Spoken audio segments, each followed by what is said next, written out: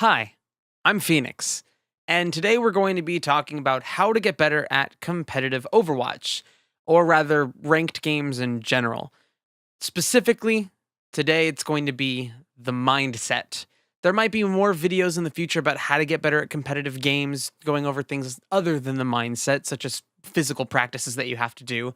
But for now, we're just going to go over the mindset because I think that this is the most important thing when doing anything at a competitive level. So, the first thing we're going to talk about is pretty much what is ranked play and how does it differ from playing that versus unranked. In ranked, your relative skill level is visible and pretty much thrown in front of your face. In casual quick play modes, your skill level is hidden from you, and people tend to play quick play modes in a stress free environment because it doesn't have the idea of possibly ruining your rank associated with it.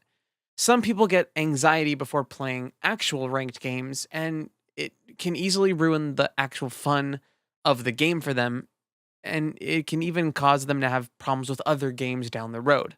Today, we're going to be talking about the kind of mindset you need when you go into a ranked game, and pretty much the ultimate key to setting yourself up for winning.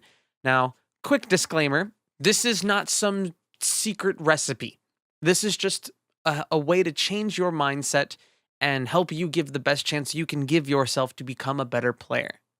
So, don't by any means take this as a follow this step by step guide to becoming a pro player.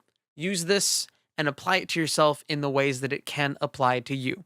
Once again, the entirety of this concept is usable in practically every type of competitive sport, so just remember that. The most important thing above all else is to realize that the result of a win or a loss happens on its own. Do not concern yourselves with wanting the victory. Concern yourself with playing better, smarter, and overall more skilled than ever before.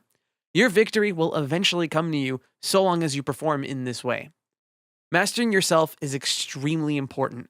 Just because you have a bunch of knowledge doesn't mean you are a master of that knowledge. You need to take the information that you consume and turn it into an actual skill, turn it into muscle memory. Tactics need to be drilled into your head. The slightest change in the game should trigger a new thought in your head and should make you consider something new, something better. And as you adapt to all these things, you will constantly be making choices on the micro level. So let's talk about micro versus macro.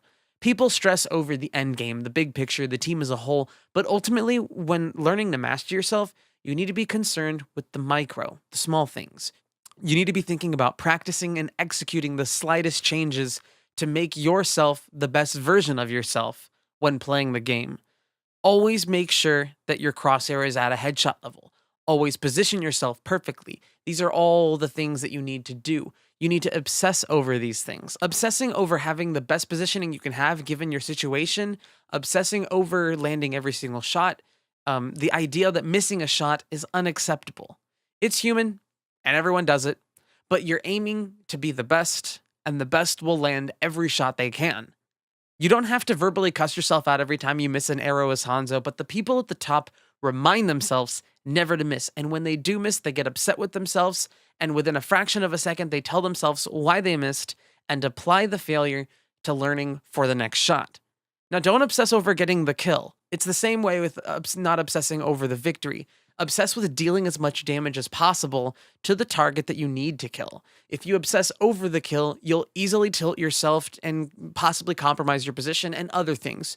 But you can't deal damage if you're dead. It's just simple that way. So obsess over always dealing as much damage as possible for the full duration of the game. So long as you are obsessing over dealing the damage, the kill will happen. With new information, new responses are required. Now, when you get that kill, that is new information and your whole plan is different now. You must make a new micro decision with this information. Going for that kill initially is something that you think about on a macro level, but having this macro based plan is no good if you can't execute it on the micro level. All these things come together to help you play better as an individual, which ultimately will help you climb the ladders. Now, you're great and all, but your team might suck. What do? You get kills, but nobody capitalizes on them. How are you supposed to do anything if nobody responds to what you do? The first thing is to think about this. Are you calling out what you have done and what you think the next plan of action should be? If you didn't, then you honestly have nobody else to blame but yourself. Now, don't expect your team to respond to you after calling them shit in voice saying you got the fire pick but nobody went in, especially if you didn't even tell them to go in. And even if you did, calling your teammates names, putting them down, it's never going to get you anywhere. Once again, giving you nobody to blame but yourself. Now, what else can you do? Stop expecting them to respond to you if they fail after multiple times. Start to only respond to them.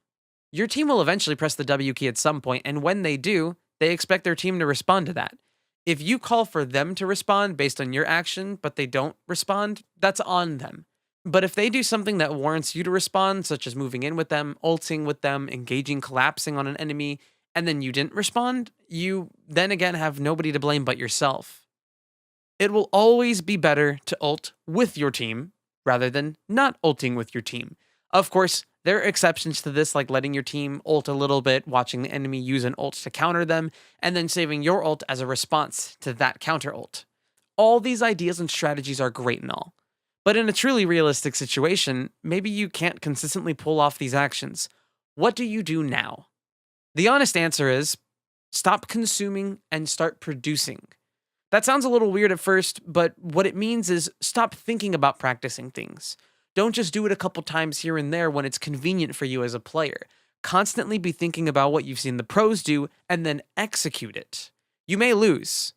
And you know what? You'll totally lose. But if you don't even try to do what they do and do it to the best of your ability, you will never be able to do what they do. This brings me to my very, very last point. And it's honestly the most important out of everything. The champion's mentality. You are a winner. You will win. It's pretty plain and simple. You might lose along the way, but you will win. This is the true mindset that you need to have every single time you wake up in the morning. Every time you win, it is a sign that you have learned and applied your information from losing in some form. Now, where did all this information come from? To be honest, some of the greatest winners in our history exist in athletics.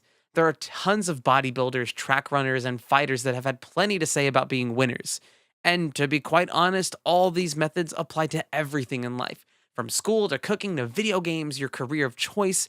If you apply all these different methods, you're bound to have some sort of improvement. And if you keep at it, you can win at pretty much whatever you want. Now, none of this is going to work if you don't actually believe it will work. You need to work hard and work smart. Remember that at the end of the day, we're all just playing video games. So be sure to have fun with what you're doing. And if you don't enjoy it, maybe it's not the thing for you. That's all I have for today, guys. I hope you enjoyed this video on the champion's mentality and the mindset of playing ranked games. I know this video is a little more on the lengthy side and has a little bit more in-depth of a topic, but maybe you guys like this over my other videos.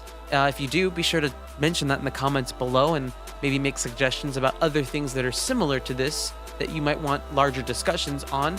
Again, if you liked this video, go ahead and like it. If you disliked it, you know what to do. If you have any other thoughts about the ranked mindset, drop it in the comments below.